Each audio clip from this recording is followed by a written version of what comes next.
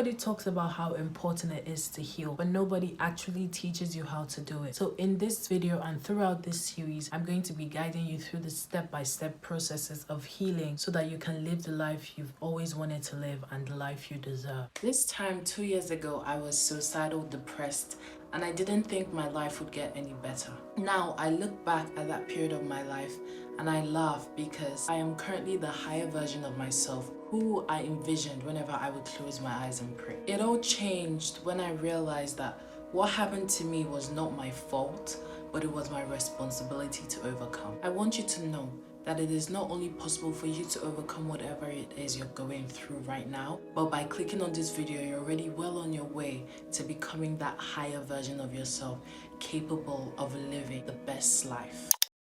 This stage is about feeling like you can't change. You're stuck, but you're still denying that there's anything wrong because this is just who I am. There's nothing I can do to change. Blah, blah, blah, blah. Many people never make it out of this stage. For their whole life, they'll continue to blame the world around them for the misfortune that happens to them. They'll be a victim and slave to the world. Life will continue to happen to them and not for them. Luckily for you, because you're watching this video, you are not gonna get stuck in this phase. These people are the bitter type. They're the type who send out evil eye because deep down they want what you have, but they believe they're not the type who deserve it. But what if I told you right now, whoever it is that you want to be, you are already them. You're gonna have to dig them out, but they're deep down in you, buried under layers and layers and layers of bitterness, layers of anger, layers of stress, layers of self-doubt, but they're already in you. You need to detach from your issues. You need to be able to acknowledge them as something outside of yourself instead of identifying with them. You have a smoking problem, you're not a smoker. You have a drinking problem, you're not an alcoholic. You are a verb, you are not a noun. You are what you do, okay? So you're allowed to change, you're allowed to be someone else, you're allowed to do something different, be someone new. Just think of it now. You were once a 5-year-old, you had the beliefs, the thoughts, the make of that person, but now that you've grown, it doesn't invalidate the fact that they once existed. But you allowed yourself to grow, inevitably so. But now you're someone different, you're someone new, you're someplace else. So stop holding on to things that no longer serve you because nothing is fixed. You are whatever you decide to do in that moment. Now this is how we're gonna stop being that bitch we don't want to be anymore. Step 1. Reflect on your limiting beliefs. Anything that makes you feel like a victim, anything that makes you feel like a slave in your own body, anything that you want to stop but you can't because it has this type of control over you. Anything that makes you want to escape from yourself. Whatever you do that you don't want to do but you just can't help it. Number 2, detach from them. Make them verb and not noun. You're no longer a smoker. You smoked. You don't smoke anymore. You have a new belief. You're a new person. And this person you are doesn't do those things. Now it's time to rewrite your story. Tell yourself a new story. Get creative with it. Get a piece of paper. Get a journal. Write who you want to be. And then just tell yourself that story. Whenever you want to do the thing that you think you have no control over, the thing that makes you feel like a slave in your own body, what would your new self do? You have a craving to smoke? No, you don't. You literally don't, because your new self is repulsed by the idea of that addiction. Anger. This stage is about all the unhealthy habits we form in order to cope. Anything that you do that feels good in the moment but hurts the people around you or even hurts you is a coping mechanism. You only do it because you haven't found another way to cope with that emotion. You smoke because that's the only method of stress release you've ever known. You were never introduced to journaling, you were never introduced to meditation, but you know that once you hit that thing, how the cool kids say, hit that vine. Once you smoke, you're gonna have that feeling of calm. Everything that you do that is destructive, painful, self-destructive is a coping mechanism. Anger is a coping mechanism. All those things, the vapes, the pills, the drugs, the bitchy attitude is a veil between you and your thoughts, because you know once you're left alone with your thoughts, game over. Because you are your own worst enemy. So whatever it takes is to stop you from being in contact with yourself. yourself fully is what you're gonna do. For the longest time, I couldn't be alone with myself. I was the social butterfly. Validation from everywhere, validation from left, validation from right. Why? Because I did not love myself the way I should have. So validation from other people externally meant everything. Being alone with myself felt like a sentence, like a torture. But now I've grown with so much self-compassion that I enjoy my own company more than the company of others. There was a time that I couldn't fathom that my mind could be quiet, or that the voice in my head will speak to me with such compassion and love and care. Nobody speaks to me with as much love as I do myself. That's why I'm not afraid to be alone with myself. That's why I'm not afraid to fail as I used to. Now, it feels so good to know that I don't have to have anybody because I know I have my own back. And it's so achievable and it's so possible to love yourself, but it just takes repetition and repetition and repetition. So first of all, how we're gonna get to this stage is number one, even the Bible says it, forgive and forget. It's going to be quite frankly the hardest thing you will ever do in your life. Whoever played a role in creating your trauma, you're gonna forgive them, and you're gonna forgive yourself. You're gonna forgive your old self for blaming you. You're gonna forgive your old self for all the horrible things you did in order to cope with that bad situation. The whole point of this part of healing is we're trying to get as close to ourselves as possible. We're trying to build a relationship with them and experience ourselves for the first time, being in our own body, treating ourselves the way we treat the people we love. It all starts with forgiveness, getting rid of that bitterness between the old you and who you are now. When you can look at that old version of yourself with love, it makes it 10 times easier, knowing that even though she didn't believe in me, even though she treated me poorly, she spoke badly about me, we're gonna forgive her because she knew what she knew and she did what she did with that information. And we love her because she tried her best to protect us. Your new life will cost you the old one. Bargaining. People will leave you. You should let them go. They will fall away from you because they are no longer meant to be in your reality. They have served their purpose. And now that you're on a new vibration, you're going to attract people who are also on that vibration. Your best of friends from your old life will no longer resonate with you. You're going to outgrow them. You are going to lose so many people on this journey of healing and self-discovery that you won't even be able to fathom the amount of people you're losing. The thing about reality is it reflects who you are. So when you were on that vibration, you attracted people who were also on that vibration. That's why you meshed so easily with those people. But you cannot drag people who are still on that vibration to the new one. You can take a donkey to the water, but you cannot force it to drink. Painful lesson of life is you're just gonna have to leave some people behind. People can only meet you at the vibration on which they are at.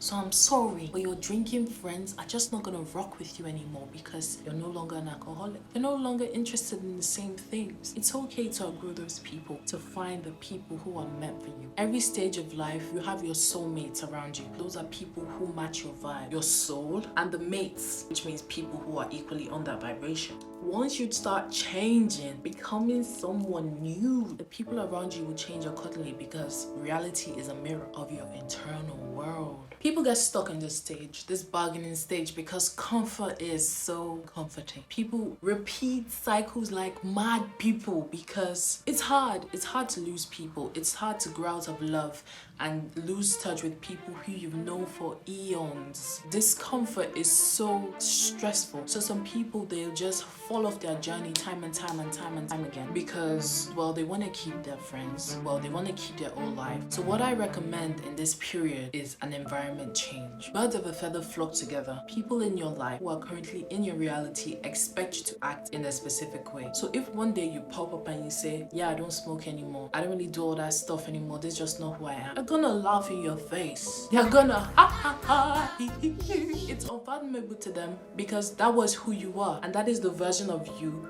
who still exists to them. That new different person is not who they're accustomed to. So they're gonna keep on reaffirming the old version of you. So when you say, yeah, I don't drink anymore, and say, who you kidding? Remember last Friday when you were la la la la? Because that is who they've known you to be. Environment change is so important when you want to become someone else. It doesn't mean moving to a new city because sometimes you just don't have the budget for that. It could literally mean not sitting with your old friendship group at lunch. It could literally mean finding new friends to hang out with, going to a different place, walking a different way home so you don't see those gangsters on the streets, picking up new hobbies. Instead of clubs, find like clubs like, oh, let's make pottery pots type of club. This is when the real battle begins. The battle against yourself. When I say self, I don't mean yourself in this moment, I mean your old self, the person you used to be, the person who found comfort in all the things they shouldn't have found comfort in. Even when you change your environment, you're still left with yourself. I moved out young. I moved out almost 2 years ago, and I thought once I moved out, 100% of my problems would be solved. I would no longer procrastinate. I would get everything I say I want to get done. I would start revising. I would become a new person just because I changed my environment. That's not true, because I only changed my external environment. I didn't change my internal environment. I had the ability to do the things I know I should do. I wouldn't do them because my internal environment, the person in my head was still like, that's not who you are. Like, we procrastinate. How I changed my internal environment was creating a brand new self-concept. Self-concept is something we're gonna get into in a later video because it needs a whole ass video of itself. When I say self-concept changed my life, self-concept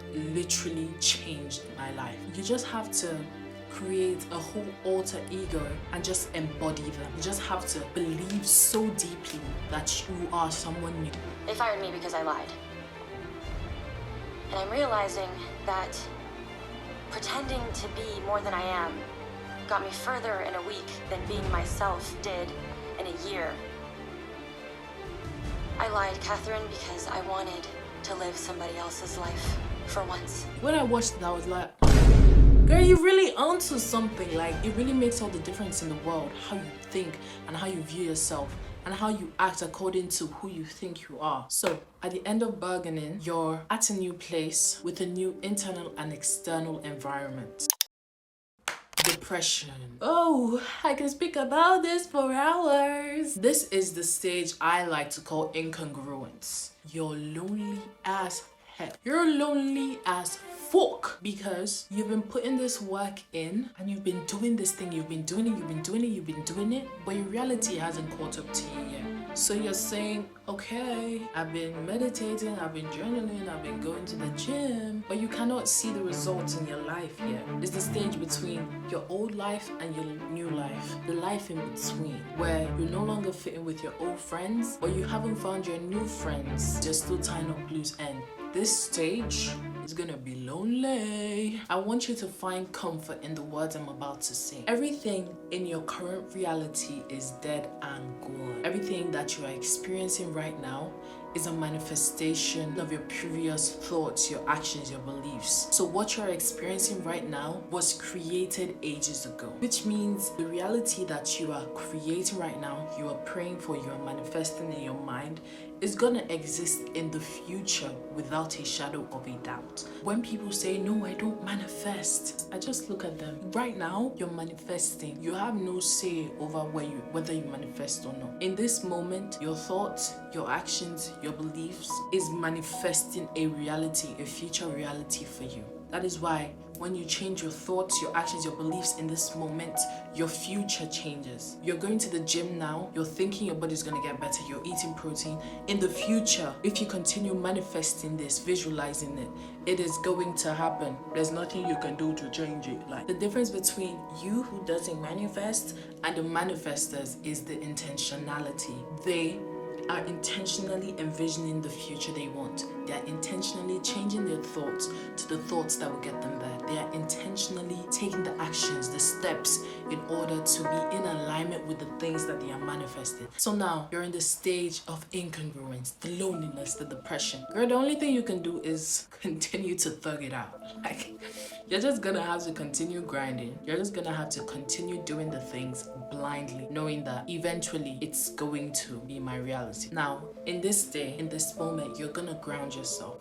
You're going to be patient. Every day you wake up, you're gonna do your gratitude journaling. Because by the time you get to your manifestation, that reality is gonna be dead and gone. Wouldn't it be a damn shame for you to get there and realize that you didn't enjoy the journey? All you need to know is today is a good day. Today is a great day. And you're going to act accordingly because you know for a fact, well, if you knew that 7 days you're gonna have $1 million in your bank account, how would you act today? Wouldn't you be happy? Wouldn't you be smiling? Wouldn't you go about your day as if you have no worry in the world? Finally, acceptance. What I'm about to say is about to spook you, okay? It's a tough pill, but you're gonna have to swallow it for me. This journey of healing is a forever and ever and ever and ever journey. And by forever, I mean as in like the rest of your life. But the first stage is the hardest stage. With healing, it will get to a point where you don't even feel like you're healing anymore. Like imagine it like a zero line. Currently, you're under that zero. Once you heal, you do all the tough work that I'm gonna help you do and we're gonna work through together in this series. You get to the zero line. And then the rest of the healing is the above zero line. It means your life is just going up and up and up. Like that's dream life territory. Unfortunately, most people in this world won't even make it to the zero line. They're gonna live their life in the vibration of unsatisfaction, bitterness, pain, anger. Because you're watching this video, that's not gonna be you, is it? No.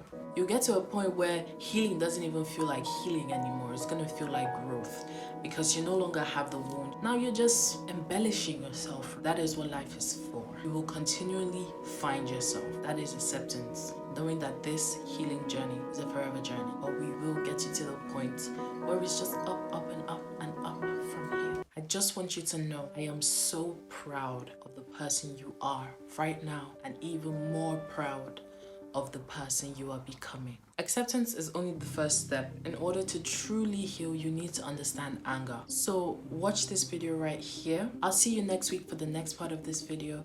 And as always, make sure to subscribe if you learned something from this video. Make sure to give it a thumbs up and leave as many comments as you want below. Tell me what you want to see, if you have any questions. And I'll see you next week. I love you and I'm so excited to see the type of person you become